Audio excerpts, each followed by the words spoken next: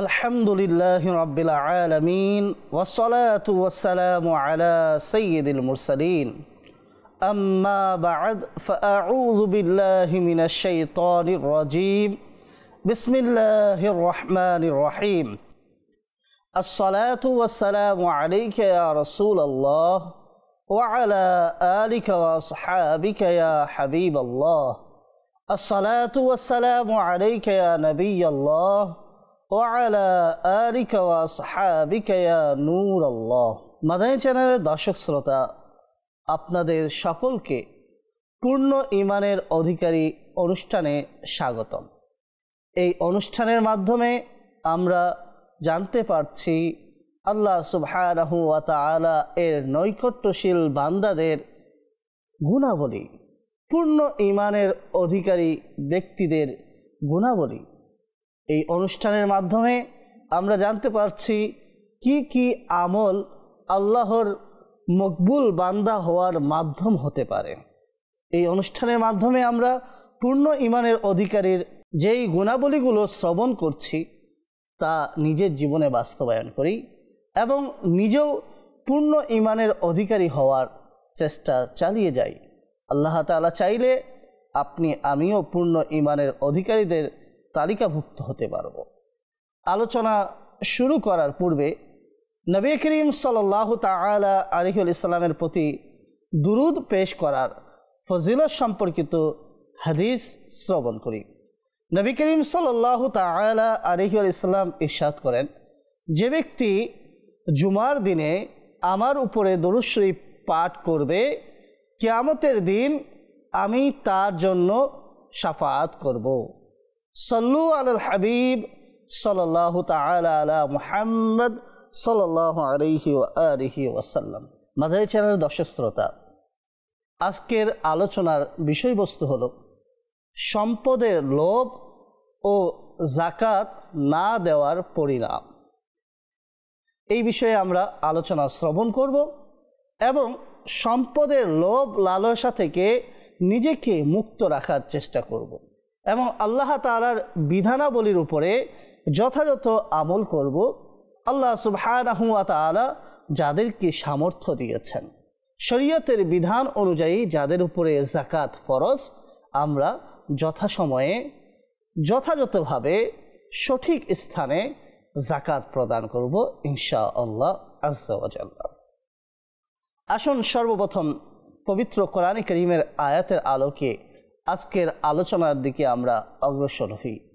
পবিত্র কোরআন কারীমের মধ্যে আল্লাহ সুবহানাহু ওয়া তাআলা ইরশাদ করেন, বিসমিল্লাহির রহমানির রহিম, ইয়া আইয়ুহাল্লাযীনা আমানু ইন্না কাসীরাম মিনাল আহবারি ওয়ার রুহবান লা ইয়াকুলুনা আমওয়ালান নাসি বিল বাতিল ওয়া ইয়াসুদ্দুনা আন সাবিলিল্লাহ ওয়াল্লাযীনা ইয়াকনিজুনা আয-যাহাবা ওয়াল ফিদ্দাতা ওয়ালা ইউনফিকুনাহা ফি সাবিলিল্লাহি ফাবাশশিরহুম বিআযাবিন আলীম। পারা 10 সূরা তাওবা। এই আয়াতে কি বলা হয়েছে?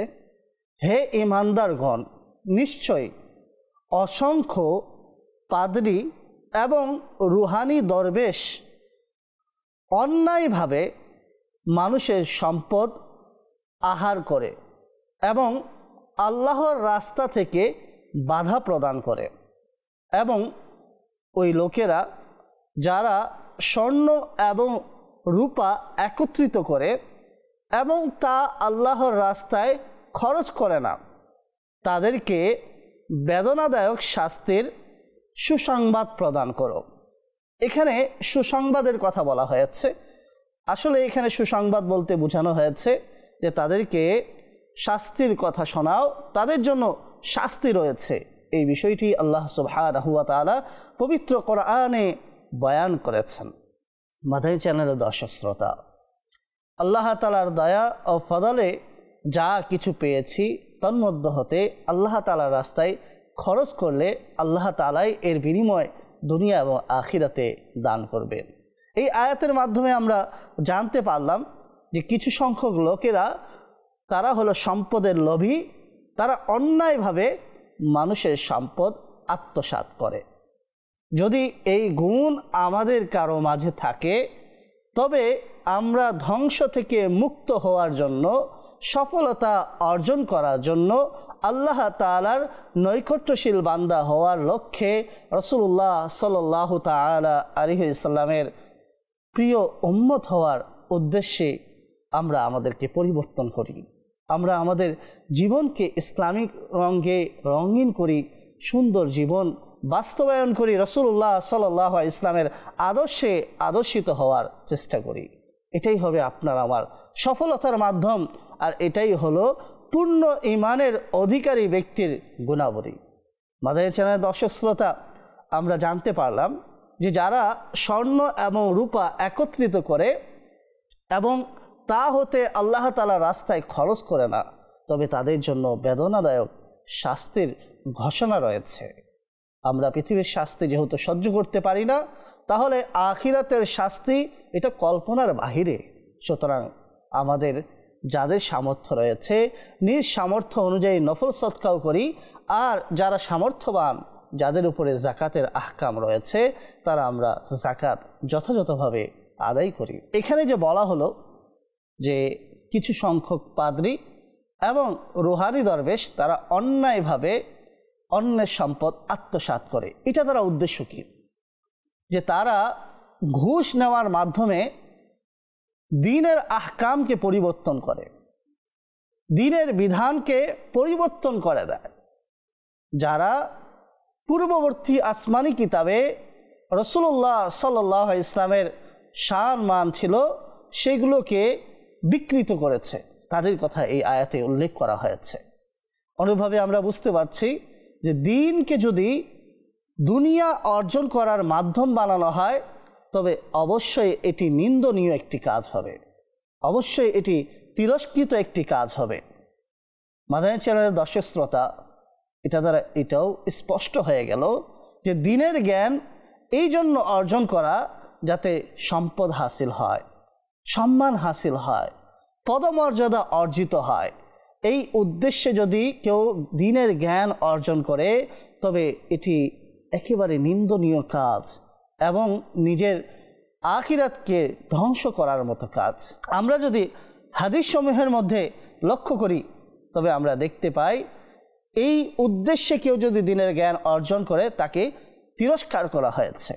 যেমনটি আমরা যদি লক্ষ্য করি, আবু দাউদ শরীফের হাদিস হযরতে আবু হুরায়রা রাদিয়াল্লাহু তাআলা আনহু থেকে বর্ণিত, নবী করিম রউফুর রহিম সাল্লাল্লাহু তাআলা আলাইহি ওয়াসাল্লাম ইরশাদ করেছেন, যে ব্যক্তি ওই ইলম অর্জন করলো যার মাধ্যমে আল্লাহ তাআলার সন্তুষ্টি অর্জিত করা হয়, কিন্তু সে ওই ইলম দুনিয়া হাসিল করার জন্য শিখলো, তবে কিয়ামতের দিন সে জান্নাতের সুগন্ধিও পাবে না।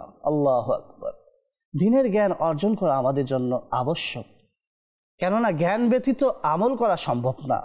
আমাদের লক্ষ্য উদ্দেশ্য যেহেতু আল্লাহ তাআলার ইবাদত করা, ইবাদত কাকে বলে, ইবাদত কিভাবে করতে হয়, কোন ইবাদতের পূর্বে শর্ত কি রয়েছে, এগুলোর জন্য জ্ঞান প্রয়োজন। তবে খেয়াল রাখতে হবে, জ্ঞান অবশ্যই আমরা অর্জন করব, তবে ইলমে দ্বীন হাসিল করাটা যেন দুনিয়ার স্বার্থে না হয়, সফলতা মুক্তির স্বার্থে হয়ে থাকে, আল্লাহ তাআলা এবং তার রাসূলকে সন্তুষ্ট করার লক্ষ্যে হয়ে থাকে। মাদানী চ্যানেল দর্শক শ্রোতা, আরেকটি হাদিস আমরা শ্রবণ করি। এভাবেই তিরমিজি শরীফের মধ্যে বর্ণিত রয়েছে, হযরতে কাব বিন মালিক রাদিয়াল্লাহু তাআলা আনহু থেকে বর্ণিত, নবী করিম রউফুর রহিম সাল্লাল্লাহু তাআলা আলাইহি ইসলাম ইরশাদ করেছেন, যে ব্যক্তি এই উদ্দেশ্যে দ্বীনের জ্ঞান অর্জন করে যাতে ওলামাগণের সাথে মোকাবেলা করে এবং মূর্খদের সাথে ঝগড়া করে, অথবা মানুষের নিজের দিকে আকৃষ্ট হওয়াকে চায়, তবে আল্লাহ তাআলা তাকে আগুনের মধ্যে প্রবেশ করাবেন। আল্লাহু আকবার। যদি নিয়ত এরূপ থাকে যে আমি দ্বীনের জ্ঞান অর্জন করছি যাতে আমি অন্যান্য আলেমদের সাথে মোকাবেলা করি, তাদেরকে সমাজের মাঝে ছোট করি, তাদের থেকে আমি পারদর্শী এই বিষয়টি মানুষকে বোঝানোর চেষ্টা করি, কিংবা মূর্খদের সাথে ঝগড়ায় জড়িয়ে যাই, কিংবা মানুষের দৃষ্টি আকর্ষণের জন্য, মানুষের কাছে প্রিয় হওয়ার জন্য দ্বীনের জ্ঞান অর্জন করা হয়, তবে এটি অত্যন্ত ভয়ানক বিষয়, এটি অত্যন্ত নিন্দনীয় বিষয়।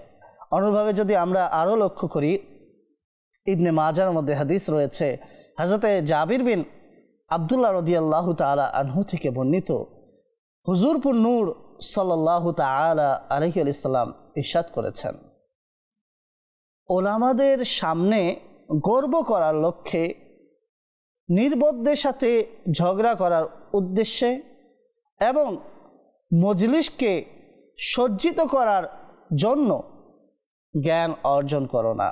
কেননা যে ব্যক্তি এমন করবে তবে তার জন্য শুধুমাত্র আগুনই রয়েছে, অর্থাৎ তার জন্য আগুনের শাস্তি অপেক্ষা করছে। মাদানী চ্যানেল দর্শক শ্রোতা, আমরা শুনছিলাম সম্পদের লালসা থেকে দূরে থাকা, সঠিক উদ্দেশ্যে দ্বীনের জ্ঞান অর্জন করা। এবার আসুন, যে বলা হয়েছে আয়াতের মধ্যে আমরা শুনেছি, যারা স্বর্ণ এবং রূপা একত্রিত করে জমা করে তাদের জন্য বেদনাদায়ক শাস্তি রয়েছে। তাহলে কি সব সম্পদের ক্ষেত্রেই এই একই বিধান, নাকি কিছু ভিন্ন বিধানও রয়েছে? কোন সম্পদ একত্রিত করার কারণে মানুষ শাস্তিযোগ্য হবে? আসুন সেই বিষয়টি আমরা লক্ষ্য করি। তাফসিরে তিবরির মধ্যে এটাকে বর্ণনা করা হয়েছে।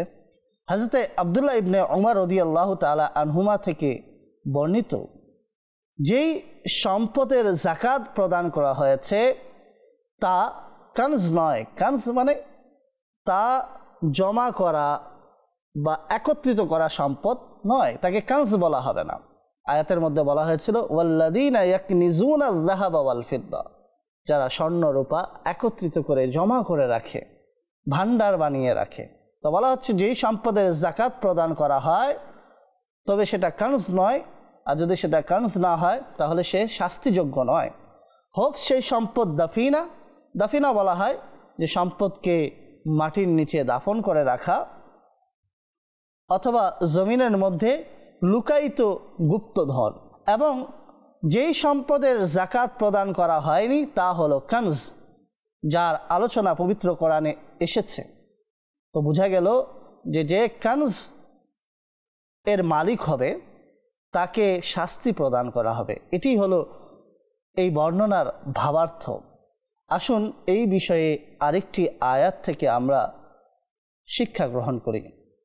আল্লাহ সুবহানাহু ওয়া তাআলা ইরশাদ করেন, ওয়াল্লাযীনা ইয়াকনিজুনা আয-যাহাবা ওয়াল ফিদ্দাতা ওয়ালা ইউনফিকুনাহা ফি সাবিলিল্লাহি ফাবাশশিরহুম বিআযাবিন আলীম। এবং ওই সকল লোক যারা স্বর্ণ এবং রূপা জমা করে রাখে এবং তা আল্লাহ তাআলার রাস্তায় খরচ করে না, তাদেরকে বেদনাদায়ক শাস্তির সুসংবাদ শোনাও। যেই দিন সেই সম্পদ জাহান্নামের আগুনে উত্তপ্ত করা হবে, অতঃপর তার মাধ্যমে সেই ব্যক্তির কপাল এবং তার পার্শ্ব ও তার পিঠের মধ্যে দাগ দেওয়া হবে। এটা ওই সম্পদ যা তুমি নিজের জন্য জমা করে রেখেছিলে। সুতরাং নিজের জমা করে রাখা সম্পদের স্বাদ উপভোগ করো। মাদানী চ্যানেলের দর্শক শ্রোতা, সম্পদ জমা করছেন ভালো কথা, তবে এই সম্পদের যথাযথ ব্যবহার সম্পর্কে দ্বীনের জ্ঞান অর্জন করুন। কিভাবে সম্পদ জমা করলে আপনি শাস্তি থেকে মুক্তি পাবেন, আর কিভাবে জমা করলে আপনি শাস্তিযোগ্য হবেন, এই বিষয়টির জন্য দ্বীনের জ্ঞান অর্জন করা আবশ্যক। এভাবে আমরা যদি আরেকটি আয়াতের মধ্যে লক্ষ্য করি, আল্লাহ সুবহানাহু ওয়া তাআলা পবিত্র কোরআনে কারীমের মধ্যে ইরশাদ করছেন, বিসমিল্লাহির রহমানির রহিম, ওয়ালা ইয়াহসাবান্নাল্লাযীনা ইয়াবখালুনা বিমা আতাহুমুল্লাহু মিন ফাদলিহি হুয়া খায়রুল লাহুম বাল হুয়া শাররুল লাহুম সায়ুতাওয়াকুনা মা বাখিলু বিহি ইয়াউমাল কিয়ামা। এই আয়াতের ভাবার্থ হলো, যেই সকল লোকেরা ওই বস্তুর মধ্যে কৃপণতা করে যা আল্লাহ তাআলা নিজের দয়ায় দান করেছেন, তারা এটা যেন কখনোই না মনে করে যে এই কাজটি তাদের জন্য উত্তম, বরং এটি তাদের জন্য মন্দ কাজ। অতি শীঘ্রই কিয়ামতের দিন তাদের গলার মধ্যে এই সম্পদের মালা পরিয়ে দেওয়া হবে। এই আয়াতের ভাবার্থ থেকে আমরা জানতে পারলাম সুস্পষ্টভাবে যে যারা আল্লাহ সুবহানাহু ওয়া তাআলা এর পক্ষ থেকে সম্পদ পাওয়া সত্ত্বেও সেই সম্পদকে আল্লাহ তাআলা রাস্তায় খরচ করে না, তবে তারা কিয়ামতের দিন শাস্তিপ্রাপ্তদের অন্তর্ভুক্ত হবে। তাহলে বোঝা গেল কি, যে সম্পদ জমা করতে হবে, এতে কোনো সমস্যা নেই। আপনি আপনার প্রয়োজনে সম্পদ জমা করুন, তবে সেখান থেকে শরীয়তের নির্দিষ্ট করা নির্দিষ্ট পরিমাণ আল্লাহ তাআলার রাস্তায় খরচ করতে হবে, যেভাবে আমরা এখানে স্পষ্টভাবে বুঝতে পারছি। এবার আসুন, স্বর্ণ রূপা থেকেও উত্তম খাজানা রয়েছে। সেই খাজানা কি? যে আয়াতের ভাবার্থ আমরা শুনলাম, তো হযরতে সাওবান রাদিয়াল্লাহু তাআলা আনহু থেকে বর্ণিত রয়েছে, যা তিরমিজি শরীফের মধ্যে বর্ণনা করা হয়েছে। তিনি বলেন, যখন এই আয়াতটি নাজিল হলো তখন নবী করিম সাল্লাল্লাহু তাআলা আলাইহি ইসলামের নিকট সাহাবাগণ আলাইহিম রিদওয়ান আরজ করতে লাগলেন। স্বর্ণ রূপার অবস্থা সম্পর্কে তো আমরা জানতে পারলাম, অতঃপর এমন কোন সম্পদ উত্তম যা জমা করা হোক বা যা জমা করার উপযুক্ত? তখন নবী করিম সাল্লাল্লাহু তাআলা আলাইহি ইসলাম ইরশাদ করলেন, তা হলো জিকিরকারী জিহ্বা এবং শুকরিয়া আদায়কারী কৃতজ্ঞতা পোষণকারী হৃদয় এবং নেক স্ত্রী, যে ঈমানদারের ঈমানের প্রতি সহযোগী হয়, তার সংস্পর্শে ইতাআত আনুগত্য ও ইবাদতের উৎসাহ উদ্দীপনা তৈরি হয়ে থাকে। এখান থেকে বোঝা গেল যে যদি একত্রিত করতে হয়, উত্তম কিছু একত্রিত করতে হয়, জমা করতে হয়, তা হলো জিকিরকারী জিহ্বা আর শুকরিয়া আদায়কারী হৃদয় এবং নেককার স্ত্রী। এভাবেই আমরা বুঝতে পারলাম যে আল্লাহ সুবহানাহু ওয়া তাআলা আমাদেরকে যে বিধানগুলো দিয়েছেন সেগুলোর উপরে যথাযথভাবে আমল করতে হবে। আচ্ছা, এমনটা নয় যে প্রত্যেক সম্পদেই তিরস্কৃত বা সম্পদ জমা করলেই মানুষ লাঞ্ছিত হবে বা সম্পদ জমা করার কাজটা নিন্দনীয় একটি কাজ, বিষয়টা এমন নয়। আমরা শুরুতেই জানতে পেরেছি যে সম্পদ জমা করা এটা মন্দ কাজ নয়, সম্পদ জমা করা এটা একটি মুবাহ কাজ, বৈধ কাজ। তবে সেটা যে বিধান রয়েছে সেই বিধান অনুযায়ী জমা করতে হবে। যদি আপনি যাকাত প্রদান করেন, সম্পদে যে হক রয়েছে তা আদায় করেন, তবে এই সম্পদ আপনার জন্য নিন্দনীয় নয়। যেমনটি আমরা পবিত্র কোরআনে কারীমের মাধ্যমে জানতে পারি যে সম্পদকেও ফদল বলা হয়েছে, আল্লাহ তাআলার অনুগ্রহ বলা হয়েছে। যদি আমরা আয়াতে লক্ষ্য করি, বিসমিল্লাহির রহমানির রহিম, অতঃপর যখন নামাজ আদায় হয়ে যায় তখন জমিনের মধ্যে প্রসারিত হয়ে যাও এবং আল্লাহ তাআলার অনুগ্রহ অন্বেষণ করো। এখানে সম্পদকে আল্লাহ তাআলার অনুগ্রহ বলা হয়েছে। সুতরাং সম্পদ জমা করা বা স্বয়ং সম্পদ এটা কোনো মন্দ বিষয় নয়, কিংবা এটি কোনো মন্দ জিনিস নয়। যে বিধান রয়েছে সেই বিধান অনুযায়ী করতে হবে। এভাবে যদি আমরা লক্ষ্য করি, সম্পদকে উত্তম বস্তুও বলা হয়েছে। এই আয়াতের মধ্যে রয়েছে, যেই সম্পদ তোমরা খরচ করবে তা তোমাদেরকে পরিপূর্ণরূপে প্রদান করা হবে। মাদানী চ্যানেলের দর্শক শ্রোতা, এই দুটি আয়াতের মাধ্যমে সুস্পষ্ট হলো সম্পদ জমা করা এটাই নিন্দনীয় কাজ এমনটি নয়। সম্পদ আপনি রাখতে পারেন, প্রয়োজনে ব্যবহার করতে পারেন, প্রয়োজনে জমা করতে পারেন, এটি একটি বৈধ কাজ। তবে তার যে বিধানগুলো রয়েছে সেই বিধান অনুযায়ী আপনাকে জমা করতে হবে। এভাবে যদি আমরা আরও লক্ষ্য করি যে শুধু যদি সম্পদ জমা করার প্রতি মানুষ ঝুঁকে পড়ে, দুনিয়ার মোহে পড়ে যায়, তবে অবশ্যই এটি নিন্দনীয় এবং নিজেকে ধ্বংসের পথে ঠেলে দেওয়ার একটি অন্যতম মাধ্যম হবে। পবিত্র কোরআনে কারীমের মধ্যে আল্লাহ সুবহানাহু ওয়া তাআলা ইরশাদ করেছেন, বিসমিল্লাহির রহমানির রহিম, ওয়াইলুল লিকুল্লি হুমাযাতিল লুমাযা আল্লাযী জামাআ মালা ওয়া আদ্দাদা, ধ্বংস ওই ব্যক্তির জন্য যে মানুষের সম্মুখে এবং পেছনে বদনামি করে, যে ব্যক্তি মাল একত্রিত করেছে এবং তা গণনা করে রেখেছে। এখানে যে মাল গণনা করে রেখেছে তাকে তিরস্কার করা হয়েছে। তবে এটা দ্বারা কোন সম্পদ একত্রিত করা, কিভাবে সম্পদ একত্রিত করাকে বোঝানো হয়েছে তা একটু পূর্বেই আমরা বিস্তারিতভাবে জানতে পেরেছি। এভাবে আরও যদি আমরা আয়াত লক্ষ্য করি তাহলে আরও সুস্পষ্ট হয়ে যায়। যে ব্যক্তি সম্পদ অর্জন করা, পৃথিবীর মোহে পড়ে যাওয়াকেই সব কিছু মনে করে, সে আখিরাতের নেয়ামত থেকে বঞ্চিত হয়ে যায়, যেমনটি আমরা পবিত্র কোরআন কারীমের মাধ্যমে জানতে পারব। বিসমিল্লাহির রহমানির রহিম। মান কানা ইউরিদু হারসাল আখিরাতি নাজিদ লাহু ফি হারসি ওয়া মান কানা ইউরিদু হারসাদ দুনিয়া নু'তিহি মিনহা ওয়া মা লাহু ফিল আখিরাতি মিন নসিব। যে ব্যক্তি আখিরাতের ক্ষেত চায়, তবে আমি তার জন্য তার ক্ষেতের মধ্যে বৃদ্ধি করে দেই। আর যে ব্যক্তি পৃথিবীর ক্ষেতের ইচ্ছা পোষণ করে, তবে আমি তাকে তন্মধ্য হতে কিছু প্রদান করি এবং আখিরাতে তার জন্য কোনো প্রকারের অংশ নেই। আরেক স্থানে আল্লাহ সুবহানাহু ওয়া তাআলা ইরশাদ করেন, বিসমিল্লাহির রহমানির রহিম।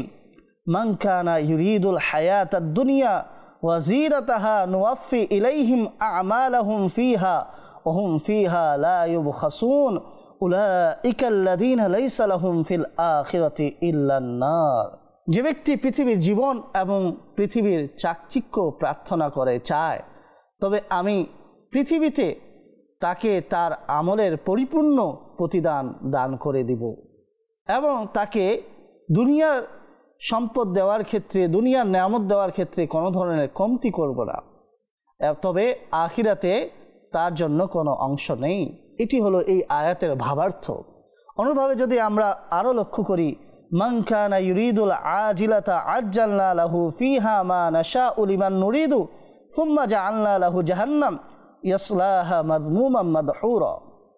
যে ব্যক্তি দ্রুতগামী পৃথিবী চায়, তবে আমি যাকে ইচ্ছে তার জন্য পৃথিবীতে যা ইচ্ছে দ্রুত প্রদান করি, অতঃপর আমি তার জন্য জাহান্নাম তৈরি করে রেখেছি, যার মাঝে সে তিরস্কৃত বিতাড়িত হয়ে প্রবেশ করবে। সুতরাং বোঝা গেল, যে ব্যক্তি শুধু পৃথিবীর মোহে মগ্ন হয়ে রয়েছে, পৃথিবীর ভালোবাসার জালের মধ্যে আটকে গেছে, যে দুনিয়া অর্জন করা, সম্পদ অর্জন করাকেই নিজের লক্ষ্য বানিয়ে ফেলেছে, সে হতে পারে উভয় জগতের মধ্যেই অসফল। আবার এটাও হতে পারে যে হয়তোবা দুনিয়ার মধ্যে সে কিছু নেয়ামত পেয়ে যাবে, কিন্তু আখিরাতে তার জন্য কোনো প্রকারের অংশ থাকবে না। একটু লক্ষ্য করি, চিন্তা করি, যে ব্যক্তি শুধুমাত্র দুনিয়া চায়, দুনিয়ার সম্পদের মোহে পড়ে গেছে, এটাকেই তার নিজের লক্ষ্য উদ্দেশ্য বানিয়ে ফেলেছে, তাহলে সে কি পাবে? হয়তো দুনিয়ার আরাম আয়েশ পেয়ে যাবে যদি আল্লাহ তাআলা দান করেন, তবে আখিরাতে তো বঞ্চিত হবে, তাই না? বা এমনও হতে পারে যে সে অনেক কিছু চেয়েছে, কিন্তু আল্লাহ তাআলা তাকে তার মধ্য হতে অল্প নেয়ামত দান করলেন, আখিরাতে তার জন্য কোনো অংশ নেই। আবার এমনও হতে পারে সে আরাম আয়েশের প্রার্থনা করলো, কিন্তু তাকে কষ্ট প্রদান করা হলো, তাকে দুঃখ প্রদান করা হলো, আখিরাতে তার জন্য কিছুই নেই। কিন্তু একজন যদি মুমিন হয়, পূর্ণ ঈমানের অধিকারী ব্যক্তি হয়, সে আল্লাহ তাআলাকে রাজি ও খুশি করে, সম্পদকে সেভাবেই ব্যবহার করে যেভাবে ব্যবহার করার বিধান রয়েছে, সম্পদের যথাযথ যাকাত আদায় করে, তবে সে উভয় জগতে সফল। পৃথিবীতেও কিছু না কিছু নেয়ামত পাবে, আর আখিরাতে তার জন্য তো অতুলনীয় নেয়ামত অপেক্ষা করছে। আলহামদুলিল্লাহ। মাদানী চ্যানেলের দর্শক শ্রোতা, আমরা যদি রাসূলুল্লাহ সাল্লাল্লাহু তাআলা আলাইহি ওয়াসাল্লামের আদর্শে আদর্শিত হতে পারি, তাহলে উভয় জগতে আমরা সফলকামী হতে পারব। আমরা আমাদের জীবনকে সেভাবেই বাস্তবায়ন করি যেভাবে সাহাবায়ে কেরাম আলাইহিম রিদওয়ান নবী করিম সাল্লাল্লাহু তাআলা আলাইহি ইসলামের জীবনী থেকে শিক্ষা গ্রহণ করে নিজের জীবনকে আলোকিত করেছেন এবং সেই আলোয় পুরো জগৎ আলোকিত হয়েছে। তাদের পথকে অনুসরণ করি, যাদের পথে চলার জন্য আমরা সর্বদা দোয়া করে থাকি, সিরাতাল্লাযীনা আনআমতা আলাইহিম, তাদের পথ যাদের উপরে তুমি অনুগ্রহ করেছো, তাদের জীবনী থেকে আমরা শিক্ষা গ্রহণ করি এবং সেইভাবেই নিজের জীবনকে সাজিয়ে গড়ে তুলি। ইনশাআল্লাহ আজ্জা ওয়া জাল এভাবে চলতে রইলে আমরা এই জগতের মধ্যে তথা পৃথিবীতেও সফল হতে পারবো এবং আখিরাতেও সফল হতে পারবো। আল্লাহ সুবহানাহু ওয়া তাআলা আমাদেরকে সদা সর্বদা তার সন্তুষ্টিমূলক কাজে নিয়োজিত থাকার তৌফিক দান করুন। আবারও নতুন পূর্বে নতুন একটি বিষয় নিয়ে দেখা হবে। আমিন। সল্লু আলাল হাবিব সাল্লাল্লাহু তাআলা আলা মুহাম্মদ সাল্লাল্লাহু আলাইহি ওয়াসাল্লাম।